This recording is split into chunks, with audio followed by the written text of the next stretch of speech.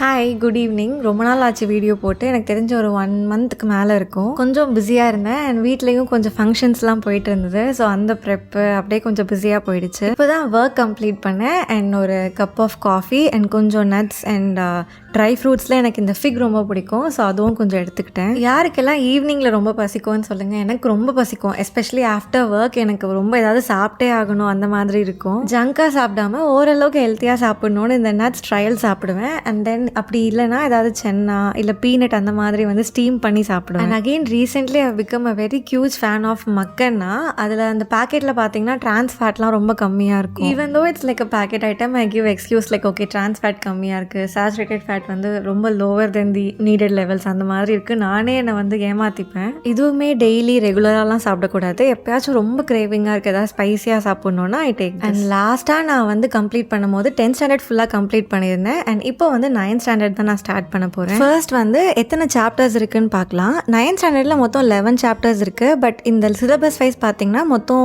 6 chapters தான் படிக்கிற மாதிரி இருக்கும். மற்றதெல்லாம் படிக்க தேவையில்லை.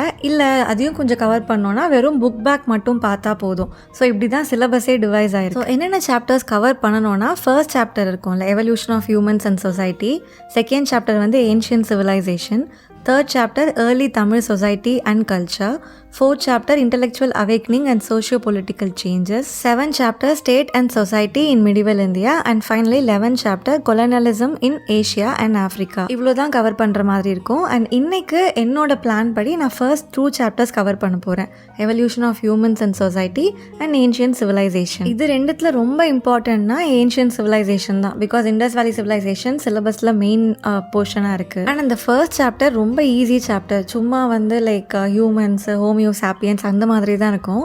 ஒரு டேர்ம்ஸ் மட்டும் ரிவைஸ் பண்ணால் போதும் அண்ட் ஒரு முறை படித்தா போதும். அண்ட் நான் எப்படி படிக்க ஸ்டார்ட் பண்ணேன்னா, ஃபுல்லாகவே ஒரு தடவை கோ த்ரூ பண்ணேன். இதில் நிறைய கிளாசிஃபிகேஷன்ஸ் இருக்கும். Different cultures, prehistoric, palaeolithic அந்த மாதிரி நிறைய கிளாசிஃபிகேஷன்ஸும் இருக்கும். ஸோ நான் ஒரு முறை கோ த்ரூ பண்ணி புக்லேயே வந்து இம்பார்ட்டன்ட் பாயிண்ட்ஸ் மட்டும் மார்க் பண்ணிக்கிட்டேன். பெருசாக இல்லை, ரொம்ப கம்மியாக தான் இருக்கும்.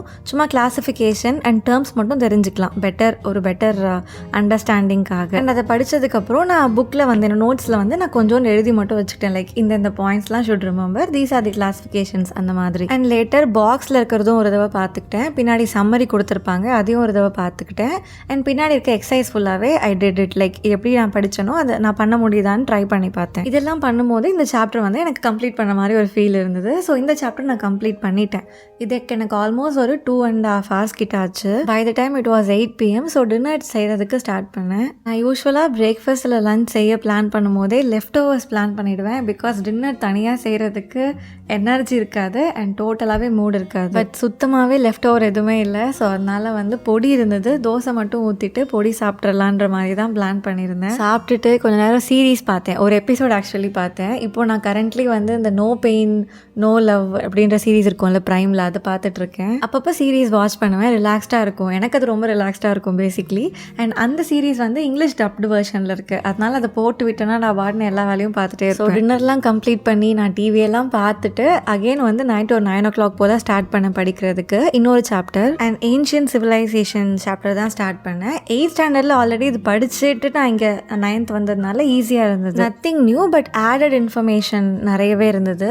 டோட்டலி ஒரு 13 to 14 pages இருக்கும். லைக் சிங்கிள் பேஜ் நான் சொல்கிறேன், அந்த அளவுக்கு கொஞ்சம் பெரிய சாப்டர் தான். இந்த சாப்டருக்குள்ளே பார்த்தீங்கன்னா நிறைய சிவிலைசேஷன் இருக்கும். சிலபஸில் இண்டஸ் சிவிலைசேஷன் தனியாக இருக்கும். பட் சாப்டர் வைஸ் படிக்கிறதுல இந்த சாப்டரும் கம்ப்ளீட்டாக இருக்குது. ஸோ நான் நினச்சேன் better to go through completely and take notes. So அடுத்த வாட்டி ஏதாவது திருப்பி எக்ஸாம்லாம் எழுதுறோம்னா நோட்ஸ் மட்டும் பார்த்துக்கலான்ற மாதிரி தான் யோசிச்சிருந்தேன். இதில் 4 சிவிலைசேஷன்ஸ் கொடுத்துருந்தாங்க. இஜிப்சியன் சிவிலைசேஷன் அது தனியாக நோட்ஸ் எடுத்திருந்தேன். மெசபொட்டேமியன் சிவிலைசேஷன் அதுக்கும் தனியாக நோட்ஸ் எடுத்து வச்சேன். அண்ட் இது ரெண்டுத்துக்கும் வெரி லிட்டில் நோட்ஸ் தான் வந்தது. Nothing new. வெறும் அவங்களுடைய geography area, food and agriculture, trade exchange இந்த மாதிரி தான் கொடுத்துருந்தாங்க. ஸோ பாயிண்ட்ஸாக தேவைப்பட்டது மட்டும் எடுத்தால் ஈச் சிவிலைசேஷனுக்கு ஆல்மோஸ்ட் ஒரு 1 page நோட்ஸ் தான் வரும்.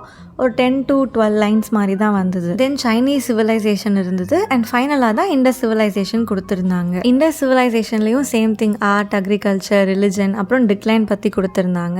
ஃபைனலி ஒரு சின்ன காலமில் கேஸ் ஸ்டடி இண்டஸ்கிரிப்ட்னு சொல்லி ஒன்று கொடுத்துருந்தாங்க பாக்ஸில். இதையும் படிச்சுட்டு நான் நோட்ஸ் எடுத்துக்கிட்டேன். அண்ட் தென் பாக்ஸஸ் எல்லாம் ஒரு தடவை ரிவைஸ் பண்ணி மார்க் பண்ணேன், ஹைலைட்டரில் ஹைலைட் பண்ணேன். அண்ட் புக் பேக் எக்ஸசைசஸும் கம்ப்ளீட் பண்ணேன். So almost by 11:40 PM I completed this all 2 chapters. So 9th இருக்க 6 சாப்டர்ஸில் எவ்ரிடே 2 சாப்டர் மாதிரி தான் பிளான் பண்ணியிருக்கேன். டெக்னிக்கலி ஒரு 3 டேஸ்க்குள்ளே 9th வந்து கம்ப்ளீட் பண்ணணும். அண்ட் ரெஸ்ட் ஆஃப் தி 5 சாப்டர்ஸில் இருக்க புக் பேக் மட்டும் பார்த்துக்கணும். அண்ட் ப்ராபப்ளி ஒரு வீக் ஆஃபாக இருந்தால் 1 டே போதும்னு நினைக்கிறேன். வீக் டேவாக இருந்தால் 2 டேஸ் ஆகும். நிறைய பேர் நிறைய ரிவிஷனில் இருப்பீங்கன்னு நினைக்கிறேன். நீங்கள் என்ன ரிவிஷனில் இருக்கீங்க, இல்லை நீங்கள் எக்ஸ்டென்சிவாக நோட்ஸ் எடுக்கிறீங்களா, எந்த ஃபேஸில் இருக்கீங்கன்னு சொல்லுங்கள். இன்றைக்கி ஸ்டடீஸ் இப்படி தான் போச்சு. அண்ட் நெக்ஸ்ட் டேஸில் என்ன படிக்கிறேன்றதை vlog போஸ்ட் பண்ணுறேன். Happy reading. All the best. By.